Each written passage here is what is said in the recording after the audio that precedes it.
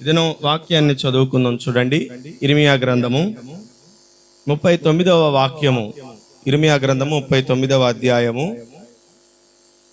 17వ వచనాన్ని ఒకసారి మనం చూద్దాం. ఇర్మియా గ్రంథము 39వ అధ్యాయము 17వ వాక్యాన్ని నేను చదువుతున్నాను, కొంచెం జాగ్రత్తగా వినండి. ఆ దినమున నేను నిన్ను విడిపించేదను, నీవు భయపడు మనుషుల చేతికి నిన్ను అప్పగింపను. దేవునికి మహిమ కలుగునుగాక. రాయబడినటువంటి మాట, ఆ దినమున నేను నిన్ను విడిపించేదను, నీవు భయపడు మనుషుల చేతికి నువ్వు అప్పగింపబడవని యెహోవా సెలవిచ్చుచున్నాడు. ప్రియమైనటువంటి దేవుని ప్రజలారా, దేవుని జనాంగమా, నేను గడిచిన దినాల నుంచి ప్రార్థన చేస్తూ వస్తున్నాను. దేవా, మరి సంఘానికి ఏం వాగ్దానం ఇవ్వాలి, వారికి ఏమని నువ్వు క్షమించండి, ఏమని నువ్వు వాగ్దానం ఇస్తున్నావు? నీ నెల మొట్టమొదటి తారీఖు, మొదటి పునరుద్ధాన దినం నీ సన్నిధిలో గడిపే గొప్ప అదృష్టం వచ్చింది. ఈ మంచి అవకాశమందు నీ ప్రజలకు నువ్వేం వాగ్దానం ఇవ్వబోతున్నావు?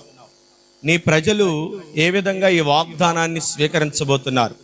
అసలు ఈ నెల మానవుడు ఈ నీ బిడ్డలు ఏ విధంగా ఈ వాగ్దానాన్ని స్వతంత్రించుకుంటారు? వాగ్దానము తెలియపరచు ప్రభు అని ప్రభు సన్నిధిలో అడుగుతూ ఉండగా, ప్రభు తెలియపరిచిన మాట, నీవు భయపడు శత్రువుల చేతికి నిన్ను అప్పగించడు. దేవునికి మహిమ కలుగునుగా. బిగరగా చెబుదామా?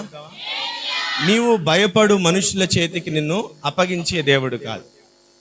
నమ్మండి ప్రియమైనటువంటి దేవుని ప్రజలారా, ఇది బలవంతంగా ఒప్పించేటువంటి వాక్యం అయితే కాదు. నిన్నేదో బలవంతంగా ముంచి, దీంట్లోకి ముంచి ఇది నమ్ము అంటానికి వాక్యం ఏనాటికి కల్పిత కథ మాత్రము, కల్పితము కానే కాదు. ఇది వాస్తవం కాబట్టి నమ్మిన వారికి నిశ్చయముగా దేవుని యొక్క కార్యములను చూచే భాగ్యము కలుగుతూ ఉంటది. ప్రియమైనటువంటి దేవుని జనాంగమ, ఈ వాగ్దానాన్ని మీ హృదయంలో పెట్టుకొని ప్రార్థన చేయండి. దేవా, నీవు భయపడు మనుషుల చేతికి నేను అప్పగించనని వాగ్దానం ఇచ్చావు. నా జీవితంలో అనేక భయాలు, అనేకమైనటువంటి శత్రువుల భయాలు, రోగం అనే శత్రువు, వ్యాధి అనే శత్రువు, మరణం అనే శత్రువు, కన్నీరనే శత్రువు, ఈ శత్రువులు నన్ను వెంటాడుతున్నారు. నన్ను ఏదో ఒక రోజున, ఏదో ఒక స్థితిలో నన్ను ముంచేయాలని ప్రయత్నం చేస్తున్నారు. వారి చేతికి నేను చిక్కకుండా పోవడానికి నేను బలవంతుడిని కాదు. అనేక సందర్భాల్లో బలహీనుడిని అయిపోతున్నాను. నన్ను మరణం ముంచివేయాలని ప్రయత్నిస్తుంది, బాధ నన్ను కృంగదీయాలని ప్రయత్నిస్తుంది. వేసారే నిరాశ లాంటి, నిస్పృహ లాంటి సందర్భాలు నన్ను వెంటాడుతున్నాయి. ఇలా శత్రువులు నన్ను వెంటాడుతున్నారు, తరుముతున్నారు, నన్ను వేధిస్తున్నారు, నా వెనక పడుతున్నారు. దేవా, మరి శత్రువులు నన్ను వెంటాడుతూ ఉండగా నా పరిస్థితి ఏంటని ప్రభువుని ఒకవేళ గత మాసం అంతా అడిగి ఉన్నావేమో, ప్రభు నిశ్చయముగా నీ యొక్క ప్రార్థన విని నీ కన్నీటికి తగిన జవాబును ఈ దినమందు, ఈ మాసమందు నీకు అనుగ్రహిస్తున్నాడు. నువ్వు ఏ శత్రువుకు భయపడుతున్నావు? ఆధ్యాత్మికంగా ఏ శత్రువు నిన్ను వెంటాడుతున్నాడు? ఏ శత్రువు నిన్ను తరుముతున్నాడు? ఏ శత్రువు నీ మీద విజయం పొందాలని, ఏ శత్రువు నీ మీద గెలుపు పొందాలని ప్రయత్నం చేస్తున్నాడు? నిశ్చయముగా విశ్వసించండి, నువ్వు భయపడు శత్రువు చేతికి నేను నిన్ను అప్పగించనని దేవుడు సెలవిస్తున్నాడు. ఒక మారు హాయి పట్టణం మీద వారు పోరాడి అపజయం పాలయ్యారు, గెలవలేకపోయారు, వైదొలిగిపోయారు, పారిపోయారు. మరణం అనేది వారిని వెంటాడింది, శత్రువు వారిని తరుముతున్నాడు. పారిపోయి ఎవరికి వారు నివాసాలు చెదిరినటువంటి వారు నివాసాలు చెదిరి చెల్లా చెదిరైపోయినటువంటి వారికి ఇశ్రాయేలులు కనబడుతున్నారు. యెహోషువ ఆ పరిస్థితిని చూచి కన్నీటితో ప్రభు సన్నిధిలో మోకరించి, కన్నీటిలో దేవుని సన్నిధిలో ప్రార్థిస్తుండగా దేవుడు యెహోషువ ప్రార్థన ఆలకించి వారి మధ్య ఉన్నటువంటి ఆ అపవిత్రతను తొలగించి వారిని మరలా యుద్ధరంగం ముందు నిలబెట్టాడండి. యుద్ధరంగం ముందు తీసుకెళ్లి వారిని మరలా నిలబెట్టినప్పుడు బహుశా ఇశ్రాయేలు సైన్యం అంతా అనుకుని ఉంటది, మొదట పోరాడినట్లుగానే పోరాడతాం, మొదట పోరాడినట్లుగానే వారి మీదకు వెళతాం. కానీ మొదట జరిగినదే ఈసారి కూడా జరిగింది. మొదట అనుభవించిన ఆ వ్యాధనే, మొదట అనుభవించిన ఆ యొక్క దుఃఖమే, ఆ అవమానమే, ఆ నిందే, あアパハッシェベマララマラレンターディ మొదటిసారి పొందిన అపజయం మరలా మనల్ని వెంటాడుతుందని చెప్పి ఇశ్రాయేలు సైన్యం బహుశా అనుకొని ఉండొచ్చు. దేవుడు మాట్లాడింది యెహోషువతో, ధైర్యపరిచింది యెహోషువని. యెహోషువ సైన్యం అంతటిని బయలుపరిచి మరలా యుద్ధరంగం ముందు నిలబెట్టాడు. బహుశా వారు అనుకుని ఉండొచ్చు, మరలా శత్రు మా మీద విజయం పొందుతాడు, శత్రు మా మీద పోరాడుతాడు, మా మీద విజయం పొందుతాడని ఇశ్రాయేలు సైన్యం అంతటి అనుకుంటూ ఉండగా జరిగిన సందర్భం ఏంటంటే, యెహోషువకు వ్యూహాన్ని పరచాలో దేవుడు తెలియపరిచాడు. మాటుగాండ్రను పెట్టాడు.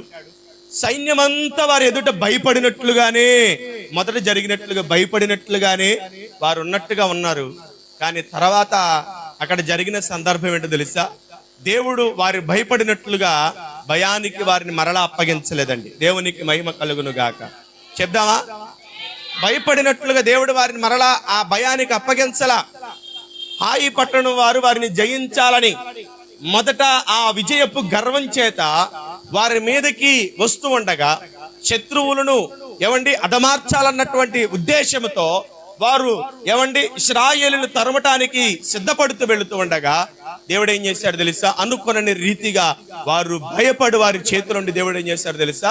విడిపించాడు.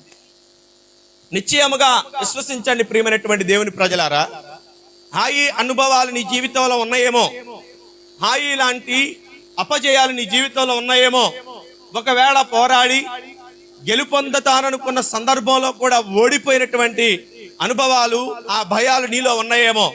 నిశ్చయముగా విశ్వసించండి, నువ్వు పోరాడి గెలవలేక అలసిపోయి పడిపోయిన చోటే నిన్ను నిలబెట్టి నీ శత్రువుల మీద ఘన విజయమని దేవుడు నీకు చేకూర్చబోతున్నాడు.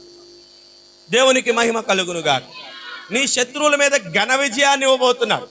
ఆ విజయపు యొక్క ఉత్సవము, ఆ విజయపు యొక్క జయతునము, జయనాదము నీవు ఉన్న చోటు నుండి ప్రతిబింబించేటట్టుగా, ఒక విధంగా చెప్పాలంటే ధ్వని తరంగాలు వెళ్ళినట్లుగా నీ విజయ తరంగాలు వెళ్ళబోతున్నాయి. దేవునికి మహిమ కలుగునుగా.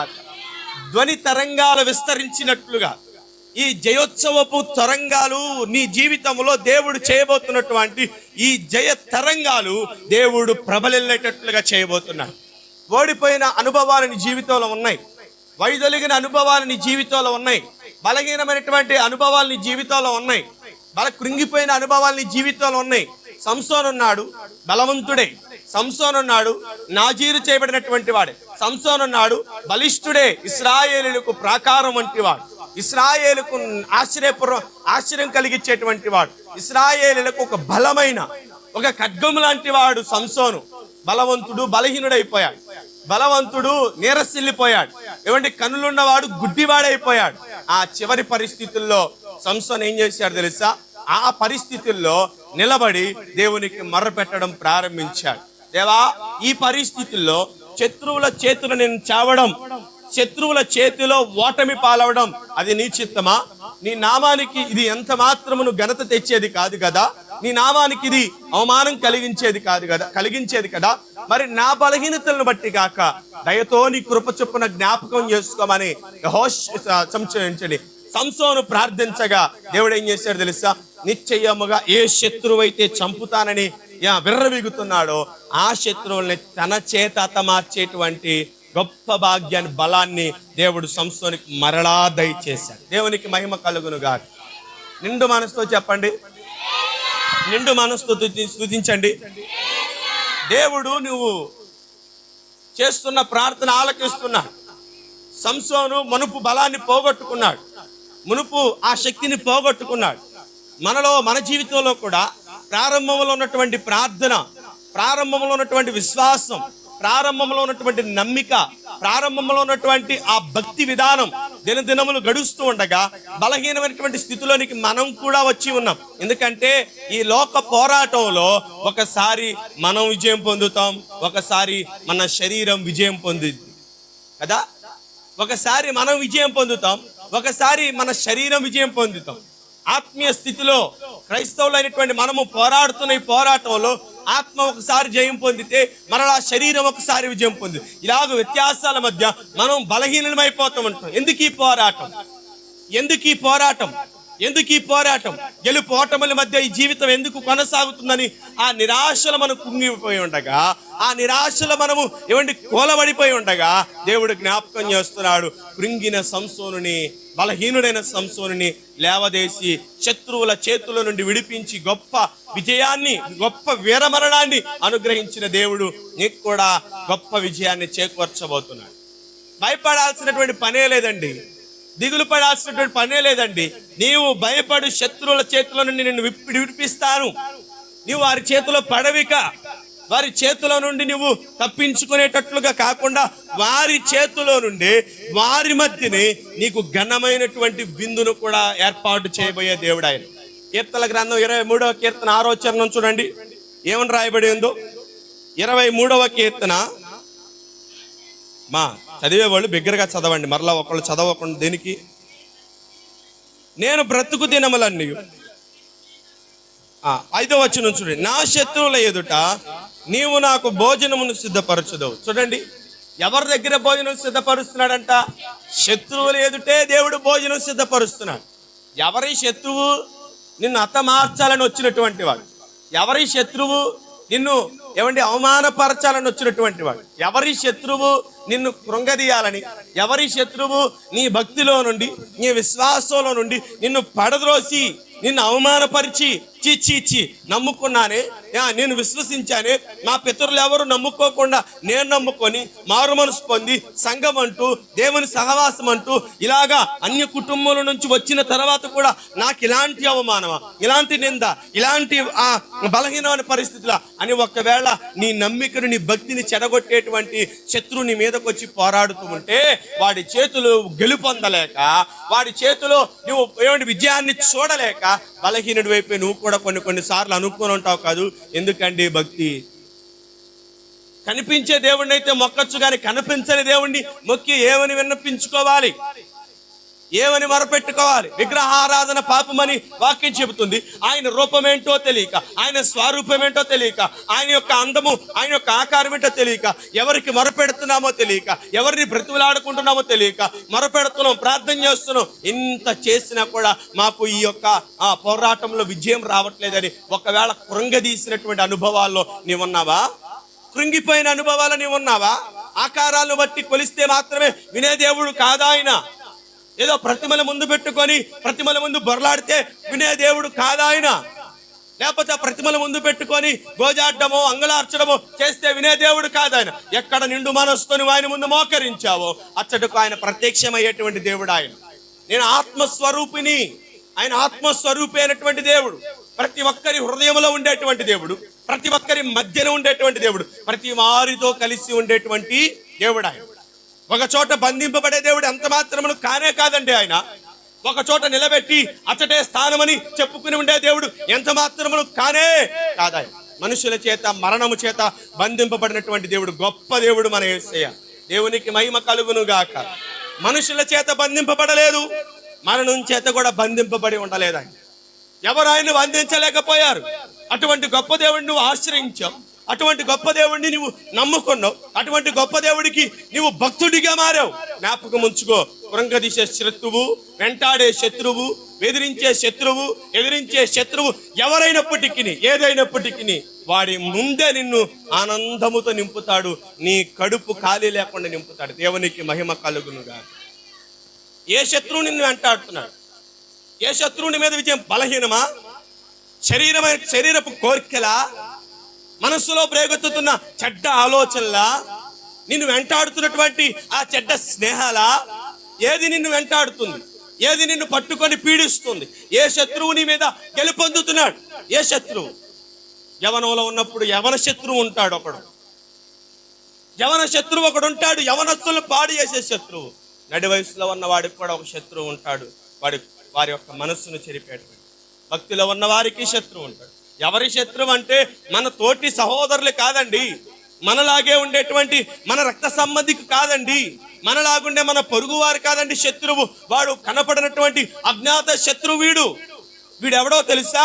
భక్తిలో నుండి, విశ్వాసంలో నుండి, నమ్మికలో నుండి, ప్రార్థనలో నుండి పడద్రోసి, అవమానపరిచి నిన్ను మరెన్నటికి దాన్ని దరికి చేరనికుండా వాడు అడ్డగించేటువంటి వాడై ఉన్నాడు. ఈ శత్రువు నిన్ను వెంటాడుతున్నాడా? ఈ శత్రువు నిన్ను తరుముతున్నాడా? ప్రార్థన చేసుకోవాలనుకుంటున్నావు, ప్రార్థన చేస్తూ మొదలు పెడుతుండగానే పిచ్చి పిచ్చి ఆలోచనలు, పిచ్చి పిచ్చి తలంపులు, పిచ్చి పిచ్చి ఊహలు, పిచ్చి పిచ్చి ఆ కలల చేత వాడును భ్రమ పెట్టి ప్రార్థన వద్దులే. ప్రార్థన చేస్తున్న సమయంలో ఇలాంటి కోరికలు వచ్చినాయి అంటే ప్రార్థన చేయకూడదు. ఎందుకంటే ప్రార్థన పరిశుద్ధునికి చేస్తున్నాం, మనం ఇప్పుడు అపవిత్ర తలంపులతో ఉన్నాం. అయ్యో ప్రార్థన చేయకూడదు అన్నట్లు వాడు ఏం చేస్తాడు తెలుసా? ఆపేస్తాడు. నీ మీద శత్రువు పోరాడుతున్నాడు, జాగ్రత్త. నీ మీద శత్రువు విజయం పొందుతున్నాడు, జాగ్రత్త. ఇదిగో ఈ మాసమందు దేవుడు ఏం చేస్తాడు తెలుసా? నీవు భయపడు శత్రువు చేతికి నీ దేవుడు నిన్ను అప్పగింపడు. దేవునికి మహిమ కలుగునుగా. ప్రార్థనలో పోరాడలేనటువంటి జీవితం నీకుందా? వాక్యంలో పోరాడలేటువంటి జీవితం నువ్వు కలిగి ఉన్నావా? మందిరపు అనుభవాల్లో పోరాడలేటువంటి ఆ నిలబడలేటువంటి జీవితం నువ్వు కలిగి ఉన్నావా?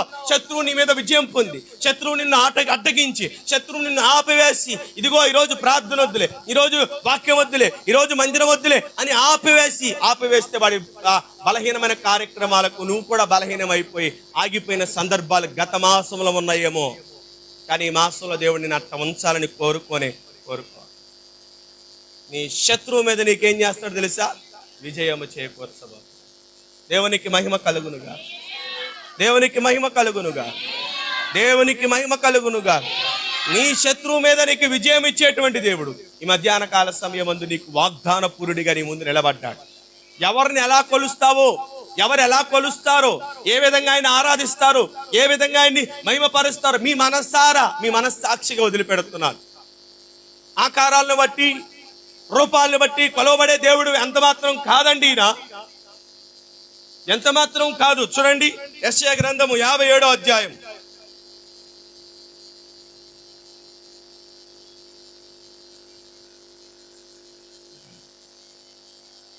15వ వాక్యాన్ని నేను చదువుతున్నాను, చాలా జాగ్రత్తగా చదవండి. చూడండి 57వ అధ్యాయము 15వ వాక్యం. మహాగణుడును మహోన్నతుడును పరిశుద్ధుడును నిత్య నివాసి అయినటువంటి వాడు ఇలాగూ సెలవిచ్చుచున్నాడు, నేను మహోన్నతమైన స్థలంలో నివసించువాడును అయినను వినయము గల వారి ప్రాణమును ఉజ్జీంప చేయుటకు, నలిగిన వారి ప్రాణమును ఉజ్జీంపపరచుటకును, చూడండి, వినయము గల వారి యొద్దకును దీన మనసు గల వారి యొద్ద నివసించుచున్నాను. నేను నిత్యము పోరాడువాడును కాడు, ఎల్లప్పుడును. చూడండి, ఆయన మహాగణుడంట, మహోన్నతుడంట, పరిశుద్ధుడంట, నిత్య నివాసి అయినటువంటి దేవుడు. ఈయనకి ఆకారం లేదు. నా రూపం ఎలా ఉంటది, నా అందచందం ఎలా ఉంటది, నా వైఖరి ఎలా ఉంటది, నా యొక్క తేజస్సు ఎలా ఉంటదని చెప్పుకోవడానికి నా దేవునికి ఆయన రూపం చేత కొలవబడేటువంటి దేవుడు. ఆయన అదృశ్యుడైనటువంటి దేవుడు, మహిమాస్వరూపి. ఏ నరుడు కూడా ఆయన చూచి బ్రతికిన సందర్భములు లేవు. ఆయన చూడలేరు ఎవరు. అంతటి తేజో మహిమలో ఉండేటువంటి, నివాసంలో ఉండేటువంటి దేవుడు అంట. ఎలాంటి వాడో తెలుసా? పోరాడేవాడు కాదు, నిత్యము కోపించేటువంటి వాడు కాదు. ఆయన స్వభావమే ఆయన స్వరూప్యం. అర్థమవుతుందా? ఆయన స్వభావమే ఆయన స్వరూపం. ఏంటి ఆయన స్వభావం? నిత్యము పోరాడేవాడు. శత్రువులాగా నీ మీద మాటికి నీ మీద పోరాడే దేవుడు కాదు ఈయన. శత్రువు నువ్వు బలహీనమయ్యావు అనుకో, శత్రువు ఏం చేస్తాడు తెలుసా? మాటికి నీ మీదకు దండయాత్ర చేస్తూనే ఉంటాడు, మాటికి నీ మీద పోరాడుతూనే ఉంటాడు. అరే ఈ రోజు బలహీనమైపోయిందిలే, ఎందుకులే వదిలేద్దాం అనేది ఆలోచన వాడికి ఉండదు. ఎందుకంటే ఒకసారి వాడి దృష్టిలో పడ్డావంటే వాడు నిన్ను నాశనము చేసే వరకు కూడా ఏమాత్రం నిద్రపోనే పోడాడు. నీ జీవితాన్ని నాశనం చేయాలి. ఇశ్రాయేలునంట వారు నిందాస్పదముగా మార్చుట కొరకు శత్రువులు ప్రయత్నం చేస్తున్నారంట. ప్రయత్నం చేస్తుంటే దేవుడు ఏం చేశాడు తెలుసా? వారి నోటికి చిక్కనివ్వకుండా దేవుడు వారిని కాపాడు. నా దేవుని యొక్క స్వారూప్యం నిత్యము నీతో పోరాడే, అసలు ఆయనకి పోరాడే తత్వం లేదండి. ఆయన ఎవరో తెలుసా? వినయము గల వారి యొద్దను, నలిగిన వారి యొద్దను నివసించేటువంటి, అంటే కృంగిన స్థితిలో, బలహీనమైన స్థితిలో, నీ జీవితంలో పోరాడి అలసిపోయిన సందర్భం. అందరూ నా చెప్తారు పైకి ఎత్త చూడండి. దేవునికి మహిమ కలుగునుగా. కృంగిపోయి వేసారి ఉన్నటువంటి నీ జీవితంలో దేవుడు ఏం చేస్తాడు తెలుసా? గెలుపును దయచేయడం కొరకు, నీకు కూడా విజయమును చేకూర్చుట కొరకు పరాక్రమశాలి అయిన దేవుడు నీ ప్రక్కన నిలబడదు. దేవునికి మహిమ కలుగును. హల్లెలూయా, హల్లెలూయా. పరాక్రమశాలి అయినటువంటి దేవుడు, ఆయన బలవంతుడైనటువంటి దేవుడు మన పక్షము నుండి, అదృశ్యుడిగా మన పక్షము నుండి ఏం చేస్తాడో తెలుసా? నిన్ను ఎదుర్కొనే ప్రతి శత్రువును ఆయన పోరాడి, ఆయన పోరాడి, ఆయన యుద్ధవాడి వాడిని హతమార్చి ఏం చేస్తాడో తెలుసా?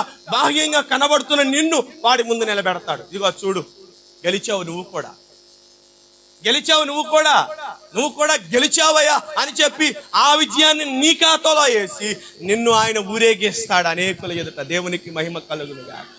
ఈరోజు నేను ఎంతగా దేవుని సన్నిధిలో నిలబడటానికి గల కారణం, ఈ విజయం నాది కాదు, ఈ గెలుపు నాది కాదు, ఈ పోరాటం నాది కాదు. పోరాడినది, గెలుపొందింది, విజయం పొందింది సమస్తము ఆయనే. నేను ఒట్టి శిలనైన నన్ను శిల్పిగా మార్చావు, నాలోని ఆశలు విస్తరింపచేశావు. శిలనైన నన్ను శిల్పిగా మార్చావు, నాలోని ఆశలు విస్తరింపచేశావు. నీ ప్రేమ నాపై కుమ్మరించుచున్నావు, నీ ప్రేమ నాపై కుమ్మరించుచున్నావు. నీ ప్రేమే నా ఊపిరి, నీ ప్రేమే. అందరూ పాడదామా?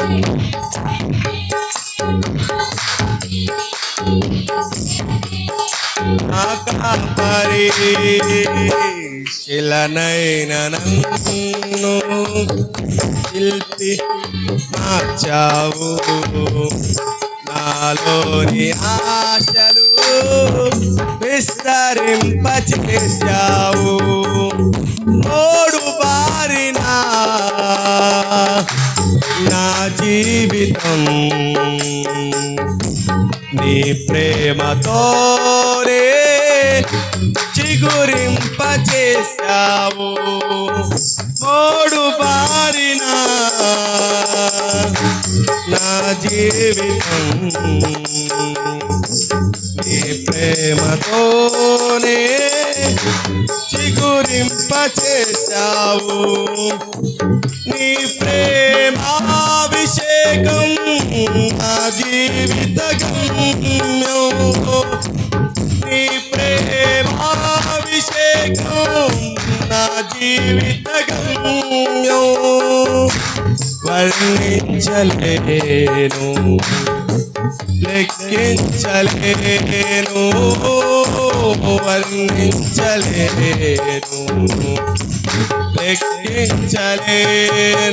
నీ ప్రేమే నా ఊపిరి, నీ ప్రేమే నా కాపరి, నీ ప్రేమే నా ఊపిరి, నీ ప్రేమే నా కాపరి.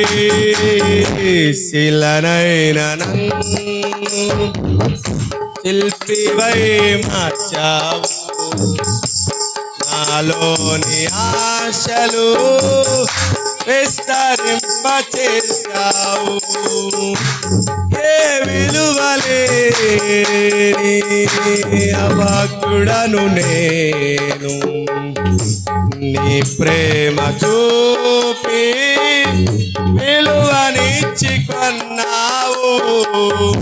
ఏ విలువలేని అభాగ్యుడను నేను, నీ ప్రేమ చూపి విలువనిచ్చి కొన్నావు. నా ఎడల నీకున్న తలంపులు ఇస్తాను, నా ఎడల నీకున్న తలంపులు ఇస్తాను. నీ కొరకి నేను జీవింతు నీలలో, నీ కొరకే నేను జీవించు ఇలాలో నీ ప్రేమే నా ఊపిరి నీ ప్రేమే నా కాపరి నీ ప్రేమే నా ఊపిరి నీ ప్రేమే నా కాపరి శిలనైన శిల్పివై మార్చావు నాలోని ఆశలు విస్తరింపచేశావు ఊహించలేను నీ ప్రేమ మధురం నీ ప్రేమ మూర్తి నీకే నా వందనం ఊహించలేను నీ ప్రేమ మధురం నా ప్రేమ మూర్తి నీకే నా వందనం నీ నా జీవిత గమ్యం నీ ప్రేమే నా జీవిత గమ్యం నీ ప్రేమ లేక నేనుండలేను నీ ప్రేమ లేక నేనుండలే. దేవునికి మహిమ కలుగునుగా. హల్లెలూయా. ఆయన ప్రేమ నా ఎడల ఎంత విస్తారంగా ఉందో చూడండి. ఊహించలేను ఆయన ప్రేమను, ఆయన ప్రేమ మాధుర్యాన్ని వర్ణించలేను. ఏ విలువ లేనటువంటి అభాగ్యుడను నేను, కానీ ఆయన ప్రేమ చూపి విలువనిచ్చి నాకు మరి నడిపిస్తున్నాడు. ఎక్కడది ఇది ఇంత? నేను నిలబడిన చోట దేవుడు నన్ను ఘన విజయముతో వాడుకుంటానికి గల కారణం ప్రభు నన్ను అవమానపరిచేటువంటి శత్రువు చేతికి నన్ను అప్పగించట్లేదు. చాలా మంది అనుకున్నారు ఈ పరిచయలు ఎంతటితో ఆగిపోతాయి, చాలా మంది దీంట్లో నుంచి వెళ్ళిపోయారు, ఇక దీంట్లో ఏమన్నా అంతా ఖాళీ, వీళ్ళు కూడా జలపలేరు అనుకున్నటువంటి వారు చాలా మంది ఉన్నారు. నేటికి చాలా మంది అడుగుతున్నారు జరుగుతుందా అనే సందర్భం. జరుగుతుందా? ఎవరో ఇంకా తెలియనటువంటి అజ్ఞాతంలో చాలా మంది ఎవరు నడిపిస్తున్నారు, ఎవరు చేస్తున్నారు అని అడుగుతున్నారు. నాకు అప్పుడప్పుడు ఆశ్చర్యం వేస్తూ ఉంటుంది. ఇంకా మనుషుల్లో దీని యొక్క ఆలోచన ఇంకా పోలేదా? శత్రువు ఇంకా దీన్ని తీసేయలేదా?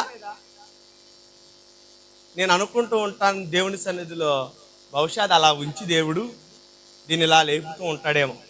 దేవునికి మహిమ కలుగునుగా. ఎవరు చేస్తున్నారు, ఎలా చేస్తున్నారు, ఎక్కడ జరుగుతుంది ఇది అంతా? అరే యూట్యూబ్ లైవ్ లో మీ ముఖాలు కనపడతాయి. ఎవరా ఈ కొత్త ముఖం అని అడుగుతున్నారు. ఎవరిల్లు, ఎవరిది, ఏ సంఘం మీదేనా అని అడుగుతున్నారు.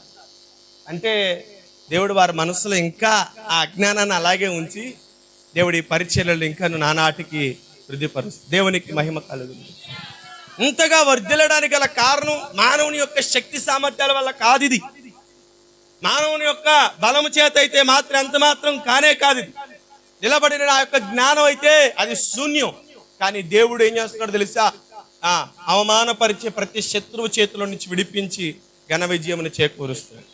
విశ్వసించండి ప్రియమైనటువంటి దేవుని ప్రజలారా, దేవుడు ఈ మాసము నిన్ను శత్రువు చేతిలో పడకుండా కాపాడాలని ఆయన అనుకుంటున్నాడు. మరి శత్రువు చేతిలో పడకుండా కాపాడబడాలంటే మరి అందుకు అనుగుణమైనటువంటి జీవితం మనలో ఉండాలి కదా. అందుకు అనుగుణమైనటువంటి జీవితము, నడవడిక మనలో ఉండాలి కదా. అదే ఇర్మియా గ్రంథము, మనం ధ్యానపాఠంగా తీసుకున్నటువంటి ఇర్మియా గ్రంథము 38వ అధ్యాయము 1వ వచనాన్ని ఒకసారి చదవండి. ఇర్మియా గ్రంథం 30 ఇలాగూ సెలవిచ్చుచున్నాడు. ఖడ్గము చేతనైనను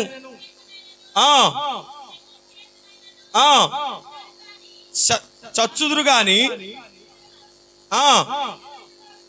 బ్రతుకుదురు.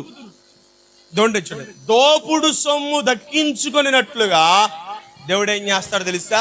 వారి ప్రాణమునంట తప్పి ఏం చేయాలి? అక్కడ నువ్వు దేవుని యొక్క మాటకు విధేయత చూపించాలి. అయ్యా మిమ్మల్ని బబులోను చెరకు పంపించబోతున్నాను, ఆ రాజు వచ్చి నిన్ను ఎదిరించాలని వాడు నిన్ను తీసుకొని బందీకానానికి వెళ్ళిపోవాలనుకున్నా, నేనే నిన్ను పంపిస్తున్నాను. ఇప్పుడు నువ్వేం చేయాలి తెలుసా? నిశ్చయముగా అతని చేతికి నువ్వేం చేయాలి తెలుసా? పట్టబడిపో. అతని చేతికి పట్టబడిపో, దొరికిపో. అతనికి ఆ శత్రువుకు దొరికిపోతే ఏం చేస్తారో తెలుసా? అక్కడ చదివిన మాట చూడండి. ఒకడు తన ప్రాణమును దోపుడు సొమ్ము దక్కించుకున్నట్లుగా ఏం చేస్తాడు తెలుసా? నీ ప్రాణమును తప్పించేటట్లుగా దేవుడు ఏం చేస్తాడు తెలుసా? బ్రతికేటట్లుగా చేస్తాడు. నీ ప్రాణమును తప్పేస్తా. దేవుని మాటకు విధేయులైపో ఉండటమే. దేవుడు చెప్పినట్లుగా లోబడి దేవా నన్ను ఈ అపజయానికి తల వంచమంటావా? ఈ బలహీనతకు తల వంచు. దేవుడు ఏం చేస్తాడు తెలుసా? ఆ బలహీనతల్లోనే గొప్ప విజయాన్ని దేవుడు నీకు ఇవ్వబోతున్నాడు. ఏ శత్రువు నిన్ను పట్టి బంధించబడు. బబులోను దేశానికి దానియేలు వెళ్ళాడు. బబులోను చెరకు షడ్రకు మెషకు అబేద్నెగోలు వెళ్ళారండి ఆ బందీకానంలోకి. కానీ వెళ్ళిన వారిని వెళ్ళినట్లే దేవుడు ఉంచలేదు. వెళ్ళిన వారిని వెళ్ళినట్లుగానే దేవుడు ఉంచలేదు. ఐగుప్తు దేశానికి బానిసగా పంపబడ్డాడు మన పూర్వీకుడు కుమారుడైనటువంటి యోసేపు. ఉంచాడు. అట్టాగే బంధింపబడడం, చెరసాలకు వెళ్ళడం దేవుని ఉద్దేశం అయితే ఆ ఉద్దేశానికి నువ్వు లోబడి ఉండు. ఒకవేళ ఈ ఓటమి, ఈ అపజయం నీ జీవితంలో కలగాలని దేవుడు ఆశిస్తున్నాడా? దాన్ని బట్టి నువ్వు కృంగిపోవద్దు. ఎందుకంటే ఇంత పదే ప్రార్థన చేస్తున్నా, ఇంత విశ్వాసంతో ఎందుకు నాకు ఈ విజయం కలగట్లేదు, ఎందుకు నేను ఈ నిందను అనుభవిస్తున్నాను? కుమారన్న జీవితంలో ఇప్పుడు గొప్ప బాధ. ఎందుకంటే కంటికి రెప్పలాగా చూసుకున్నటువంటి సహోదరి తనను విడిచి వెళ్ళిపోయింది. కానీ తను ఆ భూస్థాపన కార్యక్రమం రోజే అంటున్నటువంటి మాట ఏంటో తెలుసా? నా దేవుడు చిత్తం తీసుకున్నాడు అంతే, నాకైతే ఏం భయం లేదు. నన్ను నడిపించే దేవుడు ఆయన, నన్ను నిలబెట్టే దేవుడు ఆయన. మనుషులు ఒంటరి చేసినా, మనుషులు నన్ను వదిలేసి వెళ్ళినా, పాట కూడా పాడాడు కదా, మనుషులందరూ వదిలేసినా ఎవరు విడిచిపెట్టరు? దేవుడు విడిచిపెట్టరు. ఒకవేళ ఈ లోటు, ఒకవేళ ఈ యొక్క బాధ ఒకవేళ దేవుని చిత్తమేమో, దేవుని యొక్క ఉద్దేశంలో ఇది ఉందేమో ఉన్నప్పుడు ఏం చేయాలి తెలుసా? నిశ్చయముగా దానికి తలొంచు, నిశ్చయముగా దానికి శిరస్సు వంచు. దేవా ఇది నీ చిత్తమైతే ప్రభువా దీనికి నేను శిరస్సు వంచుతున్నానయ్యా. దీనిని బట్టి నేను ఏమాత్రమును కూడా చెప్పండి, ఏమాత్రమును కూడా ప్రక్క ప్రయత్నాలు చేయను. బలహీన సమయంలో, కృంగిన సమయంలో వేరొక నీడలను ఆశ్రయించకుండా నువ్వేది చెబితే అది. వెళ్ళమంటావా చెరసాలకి, వెళ్ళమంటావా అగ్నిగుండానికి, వెళ్ళమంటావా బందీకానానికి, వెళ్ళమంటావా చెరస సంఖ్యలకి, నేను వెళతాను నిశ్చయంగా. పౌలుశీల గనక చెరసాలకు వెళ్ళకపోతే అక్కడ ఒక ఆత్మ రక్షించబడేది కాదు. అక్కడ చంపుతారు, యెరూషలేములో చంపుతారని తెలుసు కూడా అపోస్తలుడైన పౌలు అక్కడికి వెళ్ళటల ఉద్దేశం అక్కడ దేవుడు ఏదో గొప్ప కార్యం చేస్తున్నాడు. అది ఆలోచించి నేను బంధింపబడినను సరే, మరణం వచ్చినను సరే, మరణం నా దరికి వచ్చినను సరే నేను చేస్తాను తెలుసా? యెరూషలేముకు వెళ్ళటలు నా ప్రయత్నం మానుకొనను అన్నాడు. దేవుని చిత్తం అలాగుంటే జరగనివ్వండి. దేవుని చిత్తం దేవుని ఉద్దేశంలో అలా ఉంటే జరగను. ఎందుకంటే గాయపరిచేవాడు ఏం చేస్తాడు తెలుసా? గాయములను కట్టువాడు ఆయన. గాయపరిచేవాడు గాయములు కడతాడు ఆయనే. ఒక విధంగా నిన్ను ఒక రీతిగా గాయపరిచిన 4 రీతులుగా నేను ఏం చేస్తాడు తెలుసా? కడతాడు. నీ గాయాన్ని కడతాడు. ఎందుకు ప్రభా ప్రార్థన చేసే మాకే, భక్తిగా ఉండే మాకే ఇన్ని శోధనలా, ఇన్ని నిందలా, ఇన్ని అవమానాలా, ఇన్ని కృంగుదలులా, ఇన్నా ప్రభా ఎందుకయ్యా అని ప్రభుని శోధించకూడదు. మనం ఆయన్ని శోధించడానికి మనకు అస్సలు తగదు. శోధించకూడదు ప్రభుని. దేవుడిని అడుగు, దేవా ఇది నీ చిత్తమా? ఈ బలహీనత నీ చిత్తమా? ఈ శత్రువు నా మీద పోరాటం నీ చిత్తమా? అయితే సరే, నీ చిత్తానికి నేను తల ఉంచుతున్నాను. ఈ శోధనలో కూడా నీ చిత్తమే సిద్ధించబడాలి ప్రభు అని. ఒకవేళ ఆయన చిత్తానికి నిన్ను అప్పగించుకున్నావు అనుకోండి, ఏం చేస్తా తెలుసా?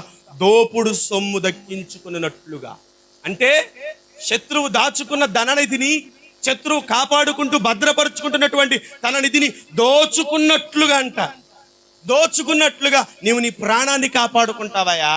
ఎందుకోసమో తెలుసా? నా చిత్తాన్ని జరిగించే నిన్ను నేను అలా కాపాడతాను. నేను నువ్వు దేవునికి లోబడి ఉండాలి. మరొక మాట చదువుకుందాం చూడండి. దానియేలు గ్రంథము 6వ అధ్యాయం 15వ వాక్యం. దానియేలు గ్రంథము, అక్కడికి వెళ్ళొద్దు.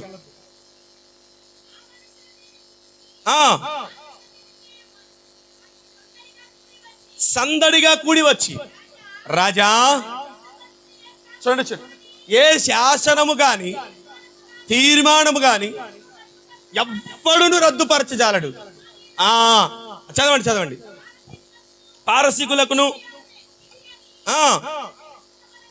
తమరు తెలుసుకోవాలనేది అంతటా రాజు ఆజ్ఞ ఇవ్వగా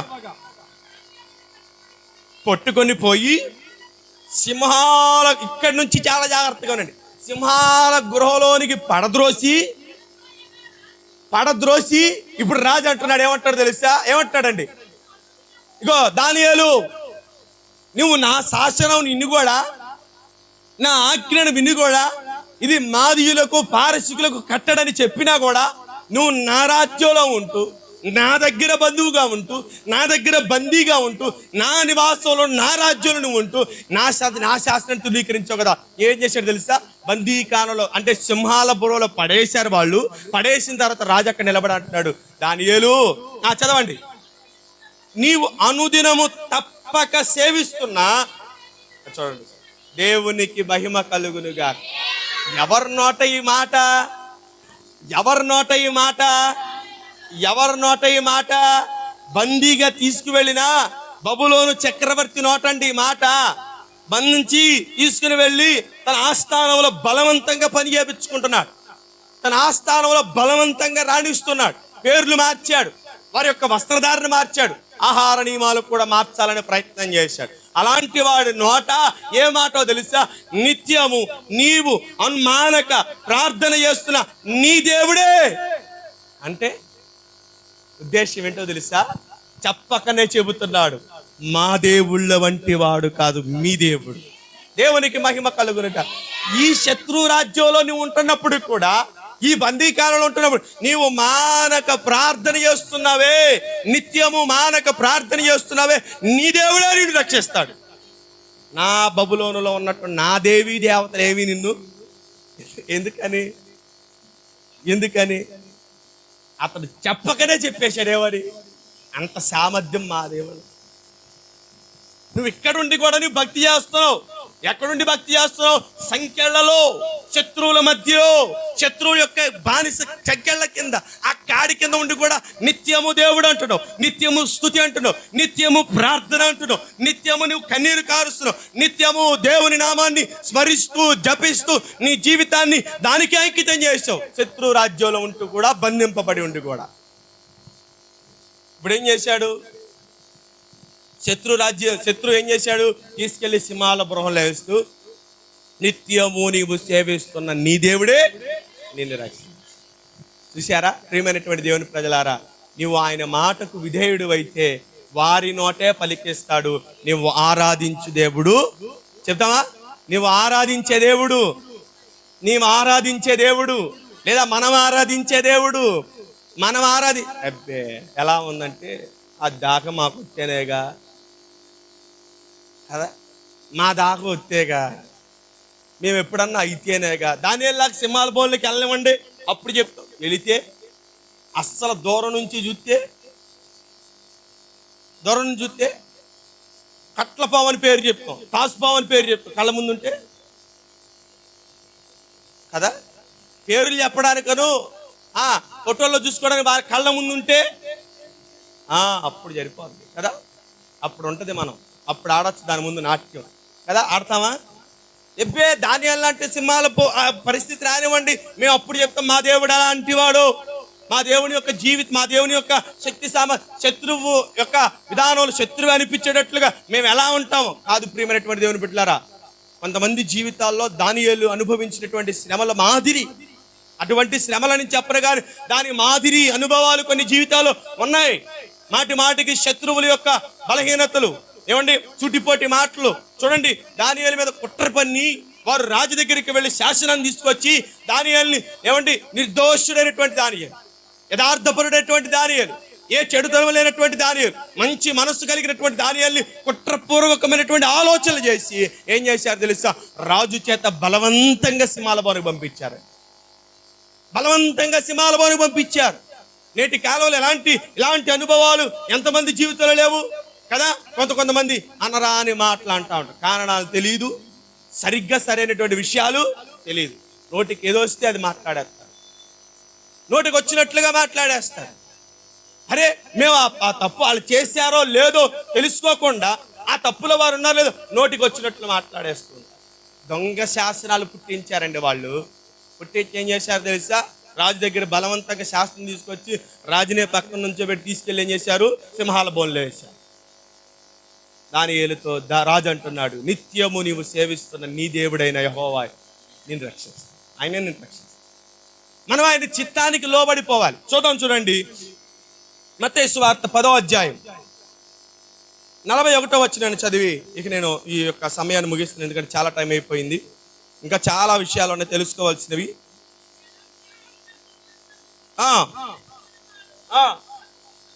చూడండి మనము శత్రువు చేతిలో పడకుండా తప్పించబడాలంటే మనం నడుచుకోవాల్సిన విధానం, మనం కలిగి ఉండవలసిన విధానం ఏం చేయాలో తెలుసా? ప్రవక్తని చేర్చుకునేవాడు ప్రవక్త ఫలాన్ని పొందుతాడు. నీతిమంతుడని చేర్చుకున్నవాడు నీతిమంతుడు ఫలాన్ని పొందుతాడు. మరియు చూడండి మనం ఏం చేయాలి? అసలు ఈ వాగ్దానం ఎవరికిది?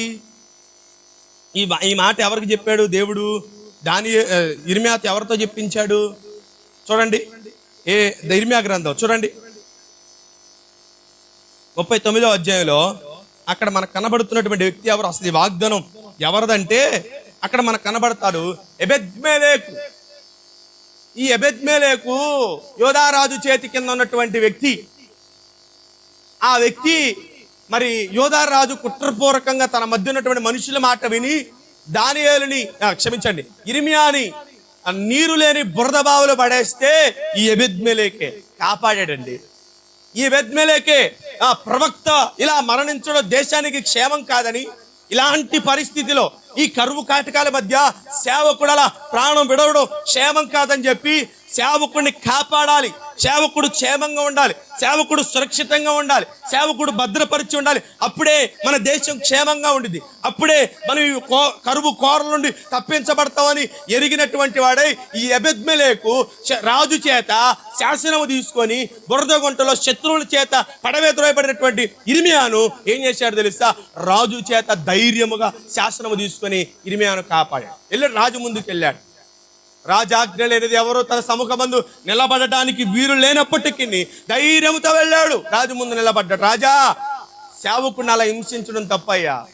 సేవకుడు ఏం చేశాడు? దేవుడు చెప్పిన మాటే కదా, దేవుడి దగ్గర నుంచి వచ్చిన మాటే కదా సేవకుడు మనకు చెప్పేది. ఒకవేళ అది జరిగినో జరగకపోయినా ఏదేమైనప్పటికీ సేవకుడిని అలా మరణానికి అప్పగించడం అది మన రాజ్యానికి క్షేమం కాదు, నీ సింహాసనానికి మరీ క్షేమం కాదని చెప్పి రాజుని హెచ్చరిక చేసి రాజుతో మాట్లాడి ఏం చేశాడు తెలుసా? ఆ ఇర్మియాని ఆ బురద గుంటలో నుండి తప్పించి అతడు కొంతకాలం తన దగ్గర పెట్టుకొని ఆహారం పెట్టాడు.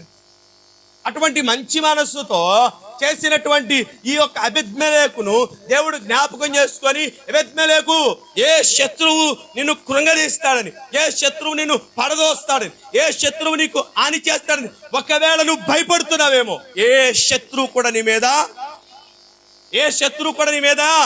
చదవాలి వాగ్దానం ఏంటది? ఏ శత్రువు నీవు భయపడు శత్రువు చేతికి, నీవు భయపడు శత్రువు చేతికి, నీవు భయపడు శత్రువు చేతికి, నీవు భయపడు శత్రువు చేతికి నీవు అప్పగింపబడవు.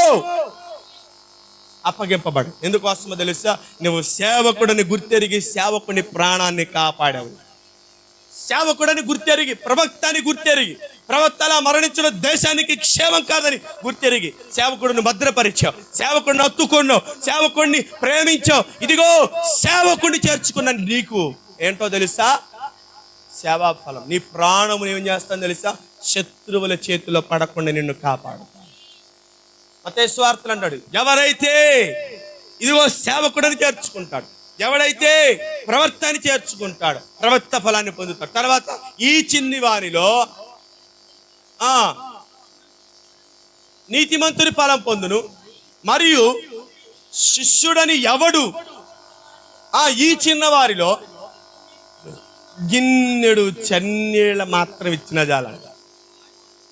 నీకు సహాయం చేసే గుణం నీతిమంతుడికి, పరిశుద్ధులకి, లేదా యథార్థవంతులకి, మంచి మనసు ఉన్న వాళ్ళు ఏదైనా కష్టంలో ఉంటే, ఏదైనా అపాయంలో ఉంటే తలకు పూసుకోవద్దని చెప్పచ్చు, తలకు పూసుకోవద్దు. కానీ వారి అపాయంలో ఉంటే నువ్వు ఏం చేయాలి తెలుసా? వారిని ఆదరించాలి, వారిని పలకరించాలి, వారితో మాట్లాడాలి. వారు కృంగిన సమయంలో ఉన్నప్పుడు నువ్వు వెళ్ళి వారిని ఓదారిస్తేనంట, వారిని ఓదార్చిన ఫలము దేవుడు నీకేం చేస్తాడు తెలుసా? పరలోకమందు ఉంటుంది నీకు. అక్కడ పరలోకమందు ఉంటుందండి నీకు. ఇక్కడ మనుషుల మధ్య నీకు ఒకవేళ అరే ఎందుకురా ఆ విషయాలు తలదొరుకుతావు, అలా ఎలాంటోడో మాకు తెలుసు కానీ ఏంటంటే అది అంటాడో మాకు తెలుసు. కానీ ఇప్పుడు ఆయన ఉన్న పరిస్థితుల్లో ఒకవేళ మేము వెళ్ళి సలహా చెప్పినా, ఏమన్నా మాట్లాడినా, ఏమన్నా అడ్డం చెప్పినా మాకు కూడా అలాంటిది చుట్టుకుంటుందని తెలుసు అని మేము ఊరకుంటే నువ్వేంట్రా అని ఒకవేళ నేను ఎవరిని అడ్డగించినప్పుడు వినకుండా నువ్వు వెళ్ళి వారికి సహాయం చేసావనుకోండి, దేవుడు ఏం చేస్తాడో తెలుసా? ఆ ప్రతిఫలాన్ని దేవుడు ఊరకనే. అసలు అన్యాయస్తుడు కాదండి దేవుడు, అన్యాయస్తుడు కానే. నువ్వు ఆ మంచి మనస్సు, ఆ సహాయపడే గుణం, ఆ సహాయం కలిగేటువంటి మనస్సు నీకుందనుకోండి, దేవుడు ఏం చేస్తాడు తెలుసా? ఎబెద్మెలెకుతో చెబుతున్నాడు, నీవు భయపడు శత్రువు చేతికి అప్పగించు, నిన్ను ఏనాటికి నిన్ను విడిచిపెట్ట. ఆ సహాయపు మనస్సు నీలో ఉండాలి, ఆ సహాయపు గుణం నీలో ఉండాలి. అప్పుడే నువ్వేం చేయబడతావు తెలుసా? తప్పించబడతావు. దేవుని చిత్తానికి నువ్వు అప్పగించుకోవాలి. తర్వాత సహాయపడే మనస్సు నీలో ఉండాలి. అలా ఉన్నప్పుడే దేవుడు నిన్ను ఏం చేస్తాడు తెలుసా? శత్రువు చేతిలో పడకుండా ఈ మాసమంతా దేవుడు నిన్ను కాపాడుతాడు. ఎలా కాపాడుతాడు తెలుసా? చూడండి, గ్రద్ద ఆకాశంలో ఎన్నో వందల అడుగుల ఎత్తులో ఎగురుతూ ఉంటే వాడికి, ఆ గెద్దకి కిందనున్నటువంటి కోడి తన పిల్లలను అప్పుడే కని పెంచుకుంటూ ఆహారం పెడుతున్నటువంటి కోడి పిల్లలు కనపడతా ఉంటాయంట. ఎన్నో కిలోమీటర్ల దూరంలో అది తన దృష్టిని ఎర్ర మీద పెట్టిద్దంట. ఎర్ర మీద పెట్టి ఆ ఎర్రను చేజిక్కించుకోవాలని అక్కడ నుండి వేగముతో ఆ యొక్క ఎర్రకు, ఆ యొక్క టార్గెట్కు రీచ్ అవ్వాలని, ఆ యొక్క ఆహారం పొందుకోవాలని అక్కడ నుంచి వేగముతో వస్తూ ఉంటే ఏం చేస్తుంది తెలుసా? ఈ యొక్క కింద ఉన్నటువంటి తల్లి యొక్క కోడి ఏం చేస్తుంది తెలుసా? ఒక్కసారి శత్రువు రాకను గమనించి ఏం చేస్తుంది తెలుసా? శత్రువు రాకను గమనించి తన 2 రెక్కలు చాపి ఆ రెక్కల మధ్యలో తన పిల్లలను ఏం చేస్తుంది తెలుసా? చేర్చుకోండి. రెక్కల మధ్యలో పిల్లలు చేర్చుకుంటుంది. ఒకవేళ శత్రువు అమాంతముగా నీ మీద పడి నిన్ను చీల్చేయాలని చూస్తుంటే ఆ రెక్కల మాటులో ఉన్న నిన్ను ఏం చేస్తాడు తెలుసా? వాడు త్రాకకుండా అలా వెళ్ళిపోతూ ఉంటాడు. దేవునికి మహిమ కలుగునుగా. దేవునికి మహిమ. నీ మీదకు వస్తాడండి. ఇర్మియా భక్తుడు, ఇర్మియా వారు వస్తారు. 1వ అధ్యాయం 19వ వాక్యం చూడండి. త్వరగా చూడండి. ఇర్మియా గ్రంథము. వారు నీతో యుద్ధము 1వ అధ్యాయం 19వ వాక్యం ఇర్మియా గ్రంథము. వారు నీతో యుద్ధము చేతురు గాని, చూడండి, నిన్ను విడిపించుటకు ఇగో నేనున్నానయ్య తోడు. ఎవరో తెలుసా? ఇదిగో ఆ తల్లి పక్షి కోడి తన పిల్లలు ఇలా రెక్కల కింద చాచుకున్నట్లుగా నేనేం చేస్తాను తెలుసా? నీ మీదకి వచ్చే శత్రువు వాడు ఏ రూపంలో, ఏ ఆకారంతో, ఎంత బలంతో వచ్చినా ఎక్కడున్నావో తెలుసా నువ్వు? ఇగో నా రెక్కల సందులో ఉన్నావు. ఇప్పుడు నా రెక్కల క్రింద ఉన్నావు నువ్వు. ఇప్పుడు ఆడేం చేస్తాడు తెలుసు? వాడు వస్తాడు ఖచ్చితంగా. బలహీనత వచ్చింది, ఏమండి, అవమానం, నిందలు అనేవి వస్తాయి, శోధన అనేది వస్తుంది, ఎన్ని ప్రతికూల పరిస్థితులన్నీ మీదకి వస్తాయి. కానీ ఒక్కటి మాత్రం ఈ మాసం గుర్తుపెట్టుకో, నువ్వు ఎక్కడున్నావు తెలుసా? ఆయన రెక్కల నీడలో ఇప్పుడు భద్రపరుస్తుంది. ఎందుకంటే నువ్వు భయపడు శత్రువుల చేతికి నిన్ను అప్పగించనని వాగ్దానం ఉందిగా. వస్తారు ఖచ్చితంగా. శ్రమలు వస్తాయి, నిందలు వస్తాయి, అవమానాలు వస్తాయి, కన్నీరు వస్తాయి, దుఃఖం వస్తాయి, అన్ని జీవితాలు తటస్థిస్తాయి. రాకుండా ఉండవని దేవుడు ఏనాటికి చెప్పడం, రాకుండా ఉంటాయని ఏనాడు చెప్పడు. ఎందుకంటే ఏంటో తెలుసా? శత్రువు వాడు నీ మీదకు వస్తూ ఉంటే, వాడు గర్వంతో వస్తూ ఉంటే వాడిని ఏం చేయాలి తెలుసా? సిగ్గుపరచి నీ దగ్గర నుంచి పంపించాలి. దేవుని చేత. దేవునికి మహిమ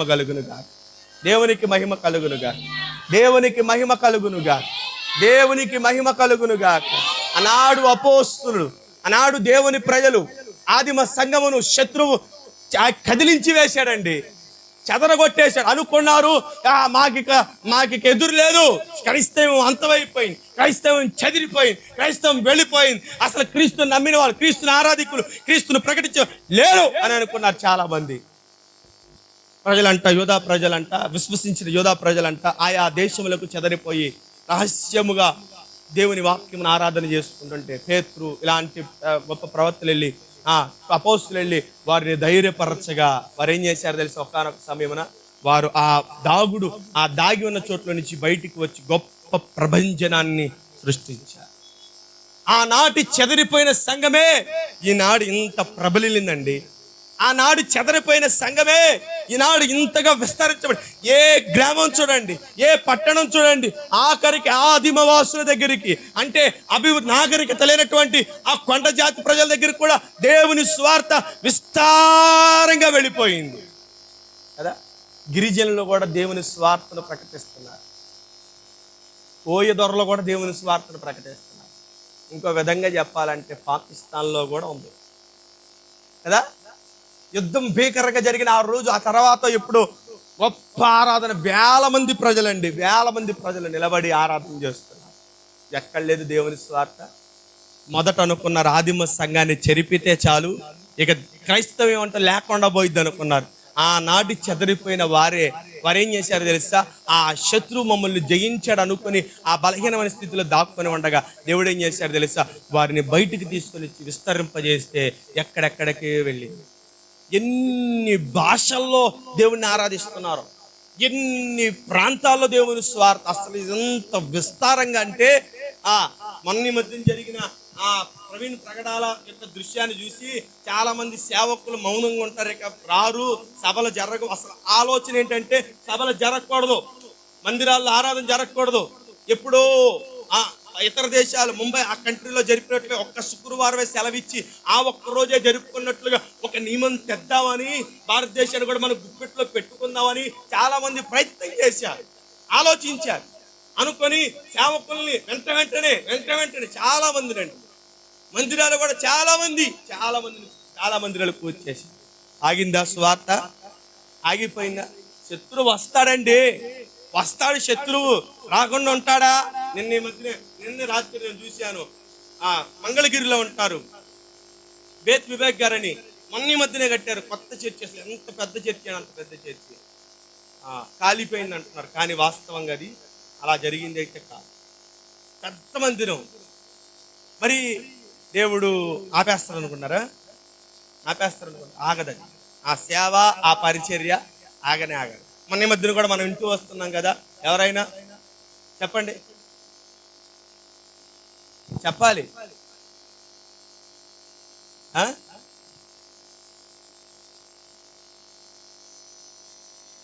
విసి పాల్ గారు తన పేరేంటి? కాదు దేవునికి మహిమ కలుగును. లేలుయా. సరిగ్గా పేర్లు గుర్తురాక కాదు జైపాల్ గారు వాళ్ళ అబ్బాయి. 10,000 సంఘాన్ని రోడ్డును పడేశారు. ఆగిందా పరిచర్య? ఏనాటికి ఆగదు. ఏనాటికి? ఇప్పుడు ఇంకా విస్తారంగా రెచ్చిపోతున్నారు వాళ్ళు, అంతే. అసలు వారు ఇప్పుడు ఎలా ఉందంటే అనవసరంగా ఎందుకు వారిని కదిపామన్నట్టుగా ఉంటుంది. ఒక్కొక్క ఫంక్షన్ హాల్కి 5-6 లక్షలు ఖర్చు పెట్టి, ఒక్కొక్క రోజుకి 5-6 లక్షలు ఖర్చు పెట్టి మందిరాన్ని నడిపిస్తున్నారు వాళ్ళు. అస్సలు ఏమాత్రం తగ్గేదే లేదన్నట్లుగా వారు నడిపిస్తున్నారు. ప్రియమైనటువంటి దేవుని ప్రజలారా, విశ్వసించండి, ఈ నెల వాగ్దానం మన జీవితంలో దేవుడు ఖచ్చితంగా భయపడాల్సినటువంటి పనే లేదు. నీవు భయపడు శత్రువుల చేతికి నిన్ను అప్పగింపడు. ఒకసారి అందరం చెప్దామా? అందరు చెప్పండి ఒకసారి బిగ్గరగా, అందరు చెప్పండి, మీరే చెప్పండి.